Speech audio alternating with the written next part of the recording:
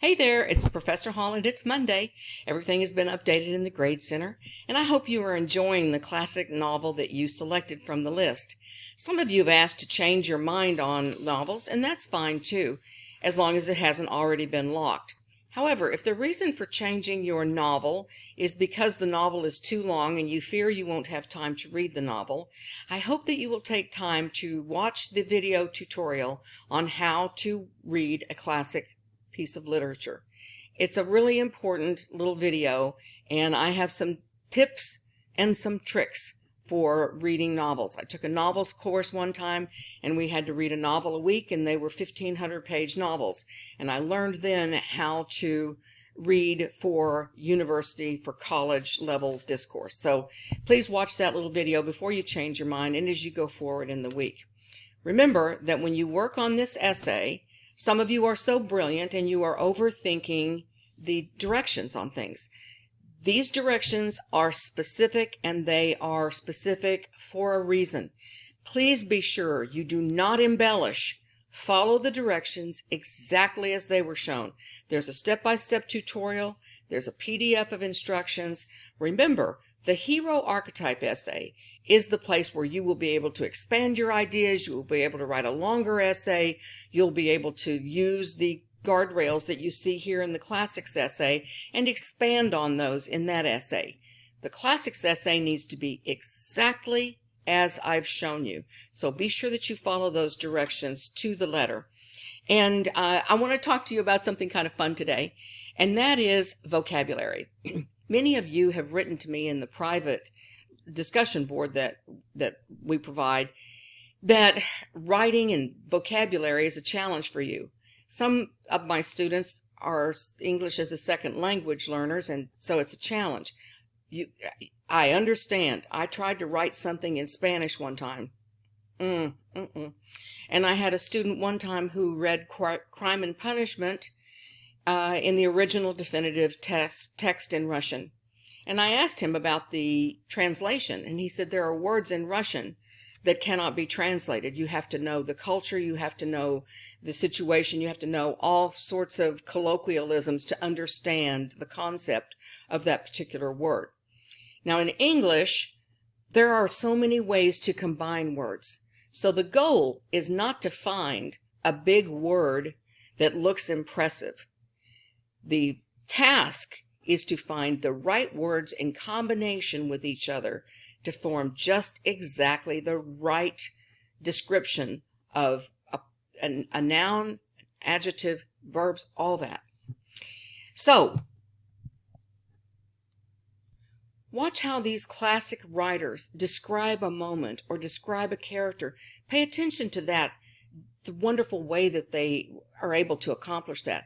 A couple of words I want to go over with you that are kind of fun, and they are words that have been so overused in English that they no longer have any meaning. And so we want to avoid those words.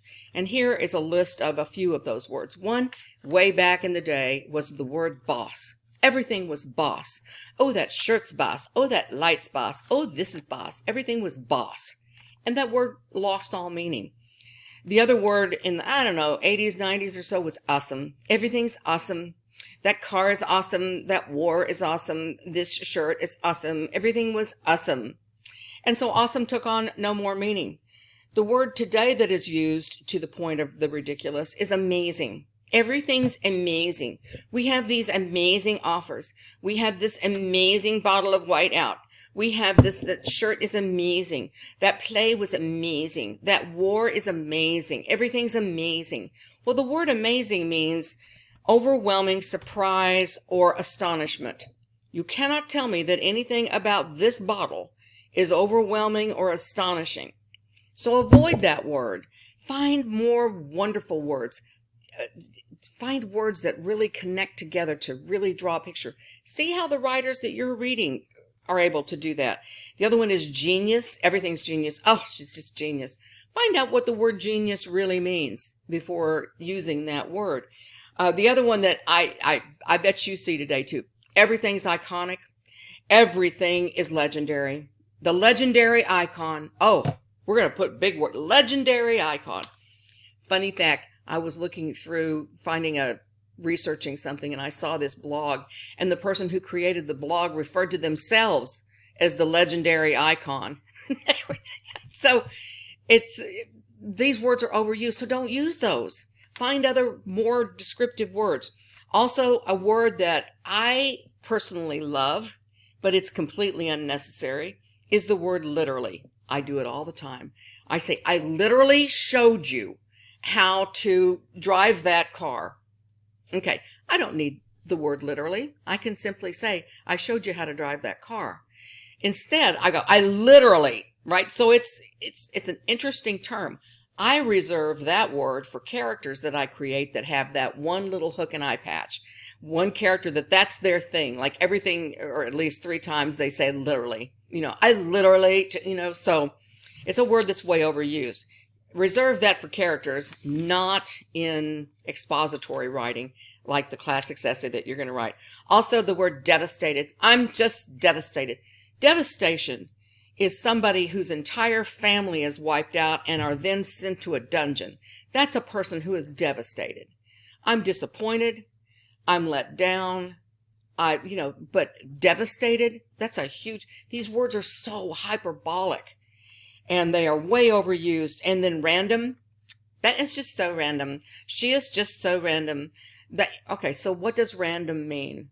Make sure you understand the word of random, but reserve that for characters sometimes if you want that to be a little idiosyncrasy of a character. And the last word is great. It was great. The weather was great. Her shirt's great. That war was great. That car is great. Great word. The great is a word that means less than nothing. So if I say the weather's great, what does that mean? In some places, great weather would be a beautiful snowfall. Other places, great weather would be 70 degrees. Just go back and check and make sure that word has not been used. It's never going to be a good word. So move on and enjoy this as you move forward. Just a few little tricks there along the way. Also, I want to mention one thing to you that I never thought in this world I would ever have to mention, and that is the private videos that I made for you regarding the flash fiction assignment. On the video, your name is not shown, and I used your first name, and as soon as I make the video in YouTube, I'm able to go back and make those private videos. If the only way for somebody to see that video would be if they had your private URL that I sent to you. If that has happened to you, if somebody asked for you the link to your private video, please let me know immediately, and I will take instantaneous action on that. That is absolutely beyond inappropriate. Those comments are for you to help you see narrative writing, to prepare you for moving into the classic novel where you are reading and appreciating just how challenging it is to write a specific sentence and a plot point. So I hope that we will not have that. It's one of the things I enjoy doing. I'm not able to do that in Canvas, but I am able to record a private video to you and go over some of your work sometimes in order to help you achieve your brilliance. And again, if anybody has asked you for that, please make sure you let me know. All right, there's no way they can see your video unless they have that URL. So enjoy this classics. I will look forward to seeing the essays on Sunday. Now, because you've had quite a while to work on this, I'm not going to be able to extend the due date for that classics essay. We have to move forward into the hero archetype and into some of those fun modules that we have coming up. So please make sure that you get that turned in on time. Follow those directions exactly. I know you can do this. You're doing great.